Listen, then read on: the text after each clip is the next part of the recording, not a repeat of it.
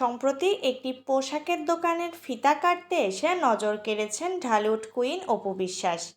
এদিন হালকা গোলাপি লেহেঙ্গা পরে নজর কাড়েন তিনি। সামাজিক মাধ্যমে ভাইরাল ভিডিওতে দেখা যায় এমনটাই। অনুষ্ঠানে পোশাকের পছন্দ থেকে শুরু করে নিজের ক্যারিয়ার ও ব্যক্তিগত জীবনের নানা বিষয়ে খোলামেলা কথা বলেন নায়িকা। নিজের পোশাক নির্বাচন প্রসঙ্গে অপু বিশ্বাস জানান, তিনি সবসময় হালকা রঙের পোশাক বেশি পছন্দ করেন। যদিও তার অভিনীত লাল শাড়ি সিনেমার সময় তাকে নিয়মিত লাল শাড়িতে দেখা যেত, তবে ব্যক্তিগত পছন্দের তালিকায় হালকা রঙই এগিয়ে। নিজের বিয়ের পোশাক নিয়েও স্মৃতিচারণ করেন এই নায়িকা। বলেন, লেহেঙ্গা পরেছিলাম, রং ছিল হালকা, তবে ব্লাউজটি ছিল রঙিন। শাকিব খানের পছন্দে এই পোশাক কিনা এমন প্রশ্নের জবাবে হেসেই উত্তর দেন অপু। বলেন, এটা আমি আসলে জানতাম না, আমি যখন দেখেছি তখন মনে হয়েছে সে হয়তো পছন্দ করেছে।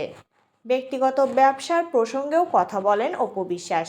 নিজের পার্লার ব্যবসা নিয়ে সামাজিক মাধ্যমে নানা আলোচনা ও সমালোচনার জবাবে তিনি জানান, মালিক হিসেবে তিনি পার্লারে গিয়ে নিজে কাউকে ফেসিয়াল করান না বা সরাসরি সার্ভিস দেন না। তবে তার প্রতিষ্ঠানে কয়জন ফেসিয়াল করালেন বা কী হচ্ছে সে বিষয়ে তিনি পূর্ণ খবর রাখেন। অপু বিশ্বাস বলেন, আমি আমার পার্লারে গিয়ে নিশ্চয়ই আমি সার্ভিস দিই না, কাউকে ফেসিয়াল করাই না, বাট আই নো যে আমার ফেসিয়াল কয়জনের হয়েছে। তো এরকম অশিক্ষিতের মতো অনেকেই আসলে উত্তর দিয়ে বসে। তো ওই জায়গা থেকে আমি বলবো যে আমি সোশ্যাল মিডিয়াতে ওভাবে দেখা হয় না। আমি বরাবরই বলে আসছি, এখনও বলছি, বাট আমি যত খবর পাই শুনি ডিসিশন দিই, বলি এভাবেই। ইন্ডাস্ট্রিজে তিক্ততা নিয়েও কথা বলেন অপু। বলেন, আসলে আমি 2007-08-এ যখন ইন্ডাস্ট্রিতে এসেছি তখন একটা ফুল ফেজে চলচ্চিত্র আপনারা দেখেছেন এবং সেখান থেকেও কিন্তু আপনারা ভক্ত হিসেবে সৃষ্টি হয়েছেন।